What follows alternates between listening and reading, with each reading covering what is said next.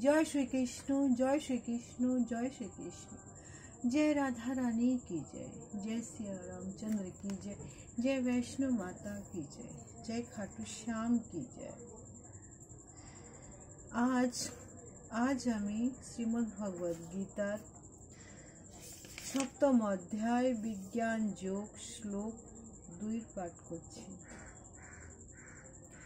ज्ञानं ते अहं सविज्ञानम् इदं वक्ष्यामि अशेषतः यतः ज्ञात्वा न इह भूयः अन्यतः ज्ञातव्यम् अविशेष्यते। অনুবাদ, শ্রীকৃষ্ণ এখানে বলছেন, আমি এখন তোমাকে, হে অর্জুন, আমি এখন তোমাকে বিজ্ঞান সম্বিত এই জ্ঞানের কথা সম্পূর্ণরূপে বলবো। না জানা হলে এই জগতের তার কিছুই জানতে আর বাকি থাকবে না। এখানে শ্রীকৃষ্ণ অপ্রাকৃতিক জ্ঞান কথা বলছেন। ভগবান শ্রীকৃষ্ণ অর্জুনের এই বিশেষ জ্ঞান দান করেছেন। তার কারণ হচ্ছে অর্জুন ছিল তার অন্তরঙ্গ ভক্ত এবং সখা। জয় শ্রীকৃষ্ণ। এখানে ভগবান অর্জুনের মাধ্যমে শ্রীকৃষ্ণের এই যে শ্রীমদ্ ভগবদ গীতার জ্ঞান সমস্ত প্রাণীকে দিয়েছে, শুধু মানুষ বলতে না, পশু পাখি গাছপালা সবাইকে দিয়েছে। জয় শ্রীকৃষ্ণ, জয় শ্রীকৃষ্ণ, জয় শ্রীকৃষ্ণ। শ্লোক 3।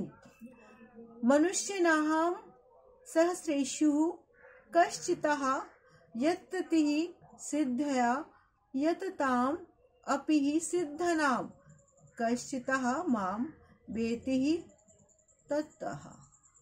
অনুবাদ, ভগবান আরো বলছেন, হাজার হাজার মানুষের মধ্যে কদাচিৎ কেউ একজন সিদ্ধি লাভ করার জন্য জন্ম যতন করে, আর সেই প্রকার যত্নশীল সিদ্ধির জন্য কদাচিৎ একজন আমাকে, অর্থাৎ আমার ভগবত স্বরূপকে সে তত্ত্ব অবগত হন।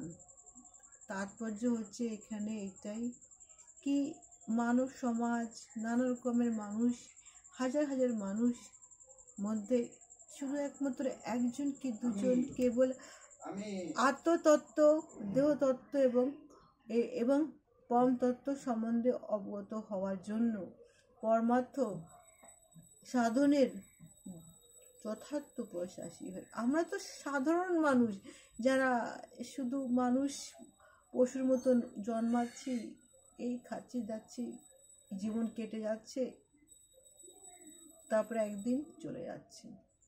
কিন্তু কেউ দিব্যজ্ঞান যে লাভের জন্য আগ্রহী হয়, মানে আমাকে জানার জন্য যে আগ্রহী হয়ে যায়, সে আমি কে সেটা জানার জন্য, আমি কি সেটা জানার জন্য, এটা জানার জন্য একটা আগ্রহ হয়।